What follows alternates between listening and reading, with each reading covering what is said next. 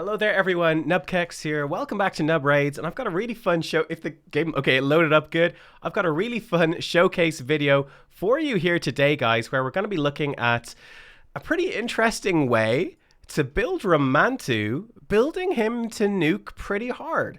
It's a build that's got pros, it's got cons, but it's kind of fun. It's something I wanted to test out. And yeah, and we'll see what works and what doesn't with this build and whether you should build him like this. Ramantu obviously is the final mission reward of the game. One of the hardest champions in the entire game to get. Takes a long time to get him, but he's super powerful and absolutely a monster in arena. Quick go through his kit. His A1, he's not going to use this too often. It books to 100% chance to increase one of the target's skills at random by 1 turn. He has a 50% chance when booked to stun them if he increases a cooldown to the max. Actually makes him a very good combo with Warlord, with someone who can increase enemy skills. I obviously don't have a Warlord. And he can also decrease an ally skill as well a little bit. Whoever has the highest turn meter and has a skill on cooldown. So that's kind of nice. Doesn't happen too often, but it's a nice thing to have. His A2 then is a 4-hitter, single target hit, 3-turn cooldown. This actually hits pretty damn hard. The first hit puts decreased defense, second hit does a weaken, third hit decreased speed, and the fourth hit does block buffs. Then he does an AoE True Fear if the target is 4 or more debuffs after the attack. So this does hit really hard, especially when he places the decreased defense and weaken. The third and the fourth hit really do smack hard. One of the downsides of building him to do pretty good damage, though, is that he's often going to just kill champions he hits with this. And if they die, then he doesn't actually do this True Fear effect. So that's one sort of downside to building him in this way. Then his A3 is like the move he's most known for. 3-turn cooldown when it's booked up. AoE attack that has a 100% chance to remove all buffs from all enemies before attacking. He will place block passive skills on any enemies with passive skills, block active skills if they don't have a passive. So this is super unique. There's a few champions that can do block active skills, and it's very powerful. But blocking passive skills is just, it's incredibly powerful. When we think about champions like Duchess or Torment, champions with these really powerful passives, Ursiga Warcaller, that are very difficult to kill, Ramantu just enables you to just nuke through that, on top of also removing buffs, which is very powerful. Passive gives him some turn meter, increased speed in his shield if he gets CC'd, basically. And then he has an 80 accuracy in all auras battle, which is actually very good for arena, especially against slower teams, just to make sure that you land those debuffs. So how did I build him out? Well, what I wanted to try, because he does hit pretty hard, is I built him kind of like this. I wasn't able to get his attack up super high, got him to about 4,000. He's got good base attack, but I didn't really want to sacrifice his accuracy. He still has good accuracy, 580. That's going to work against most enemies. Almost 100% crit rate and actually 230% crit damage, so lots of crit damage. His health and defense aren't anything too special, and he's got very low speed. But this is specifically designed for one of the teams, or the key team, the core team that I'm running him in, and you'll see how it works and what it does well. So to get those stats, we basically have a weapon here with accuracy. We've got another helmet with lots of crit rate. You can see there's some room to tweak this gear around a bit because we've got some room to glyph up speed. And obviously we could glyph up this accuracy more. I've just run out of glyphs, basically. The shield is pretty mediocre too. That defense percent, not doing anything for us. If we could get that with a little bit more crit rate to get to 100% and some accuracy, be great. He's got crit damage gauntlets with lots of speed on them, an accuracy chest piece, and he has attack percentage boots with lots of crit rate.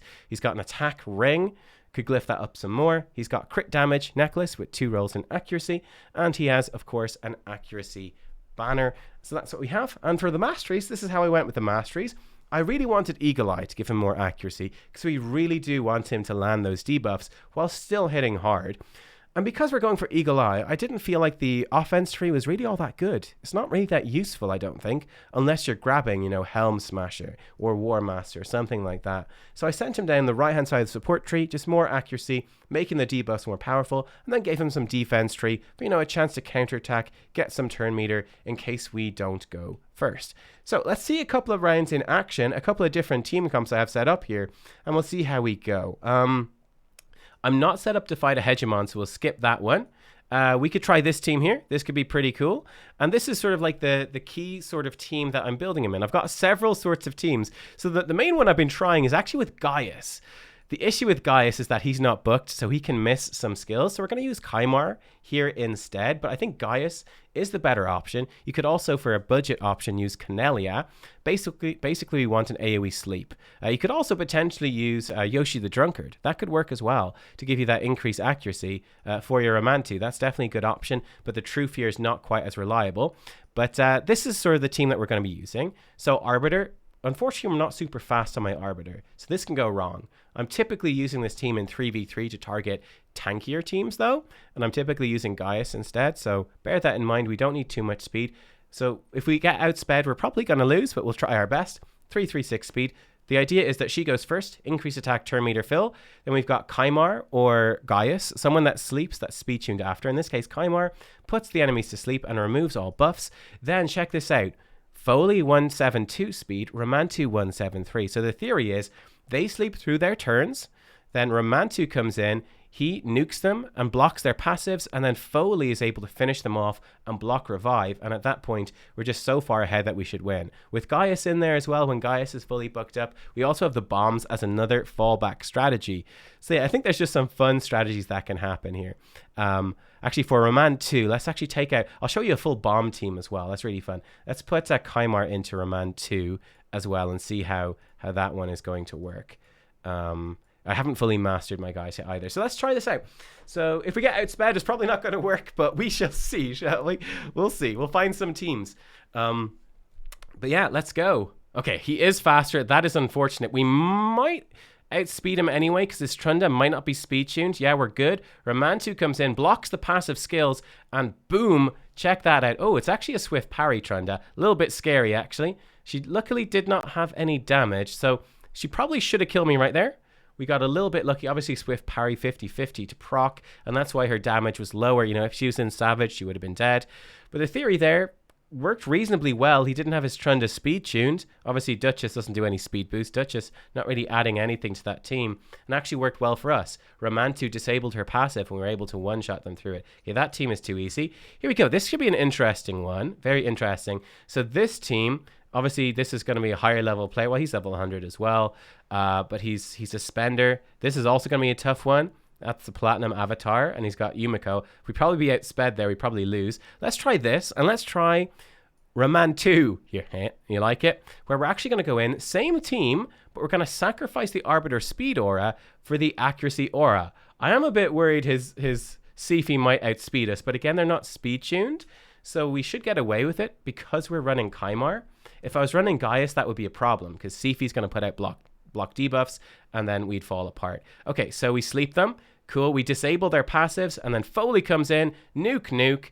Didn't quite have enough damage to kill the Duchess, but she's pretty close to dead at this point. We reset the cooldowns. That's okay. We get the revive off. Here we go. Ramantu, boom, nukes them again.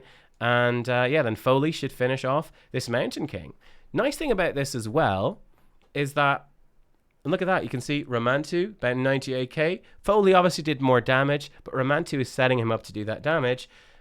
It's kind of fun, right? It's kind of awesome. I think we'd lose to this team, I'm going to be honest. I just don't see how we could win. He's definitely going to be faster than me. And this team we might win. Let's try this one. I mean, we could always risk it. We definitely want to run with a speed lead here. If he is faster and Kymar sleeps us, there's a chance that Foley wakes up and kills them. Let's give it a go. But Foley's also so slow that he might just be outsped and killed anyway. Okay, we are faster. Good. We sleep them. Ramantu disables their stuff. Now there you can see one slight problem. One slight problem there is that with Ramantu, he actually did the most damage this time. This is a curious thing, right? This is the biggest issue. Biggest issue with this build, perhaps, is Masteries, okay? Since Ramantu is going to be hitting very hard, I guess issue number one is the Drake's Fury is never going to trigger either True Fear, they're going to die. But the main issue is this Mastery right here, which is so overpowered.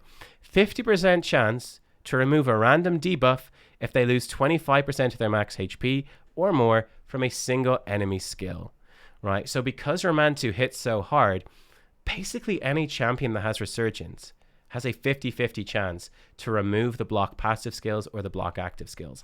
And that's a really big downside. So that's a big big downside to this particular move. It's part of why I actually think he's going to be quite nice with Gaius, because Gaius placing those bombs, pretty much one bomb is going to be enough damage. So if a bomb gets removed or the sleep gets removed, we can live with it. So for example, if we look at this team right here, we can try this one out. The danger here as well, the other danger is that possibly Ramantu can hit them so hard that he can trigger like the unkillable on Leorius or something like that. It's probably not going to happen here. Yeah, because Leorius is being protected. But boom, it actually worked just fine because it's a little two-man team. This team is actually really scary. Like this team could easily have killed us just the same. You can see we just don't have enough accuracy to hit through this dude right here. He's so tanky, man. We finally get through. Man, Necret's like unbelievably good. That's where building a Ramantu with more accuracy would be better, right? Sacrificing all the attack, all the crit damage, just building him with really good speed and building him with really high accuracy, and that would work well. Why did I... part of why I built him with high damage, but might switch it up. Let's refresh this page. Let's try this team right here, and let's try a slightly different team. So one of the problems that we can run into is that, for me, because this is an attack, Bloodwings is an AoE attack, it would actually wake them up from sleep from Kymar. So for this to work, Ramantu would have to be faster than Kymar, and that's really hard for me. Kymar has to be really fast because he needs to be fast for my PvE teams as well. He's in a lot of my speed farming teams for PvE, so he needs to reset Lydia and stuff like that, and she's really fast, so it becomes very difficult. I think with a Gaius who's running slower, right, so for example, in this team right here, Gaius is actually speed tuned with Arbiter at 252. We could run Ramantu in this case at like 253, one speed faster than Gaius. So Arbiter boosts, Ramantu strips their buffs, which removes any potential stone. He's a chance to remove stone skin, removes immunity gear, block passives. Then Gaius comes in and sleeps them, and then they just chill until Foley nukes them. That could work really, really well. Let's show you another fun team, Bombman 2. So this is going full bombs. This could go a little bit wrong because obviously Gaius can not place his debuffs, but I'm hoping it's going to work out fine. We've got Lord Chazar for giving us a little bit of extra speed, helping us win that speed race. Here we go. And unfortunately, Foley woke up, but Foley, for some weird reason, didn't do his AoE. So we good. And then we just blow up all their bombs at once. We strip some of their buffs and the bombs go off and boom. This is quite a nice team. So the idea with this team is that Lord Chazar reduces the cooldown of Gaius's bombs. I'll do a full Gaius showcase soon. This team we would lose against because Mithrala pretty much hard counters us. We could try this team again. Let's get some arena tokens. Why the heck not? With this team, I think with this team we would want to run Raman 2, where in fact we could even switch out the Foley and we could bring in it's fine. Let's run it with Foley. I was gonna say we could switch out Foley and we could bring in Lord Chazar as well, would also work on this team. There's just a whole bunch of fun options with what you can do. But yeah, what do you guys think with this sort of nuking Ramantu? Here he goes. He's going to strip their buffs, disable the Duchess passive skill. So now we are ready to nuke. Boom. Rip through them. The damage dealers are dead. Yeah, Brogny's going to be a bit of a problem, but it's nothing that we can't deal with. If they do kill one of us, Lydia will come back up, which kind of sucks. But blam, we've got the reset from Kymar, and we absolutely rip on through. So it works just fine. This team, a little bit too scary. Again, we don't have any way to deal with the Torment. This team could definitely potentially work against. Could run into some problems in terms of accuracy with a Cardial.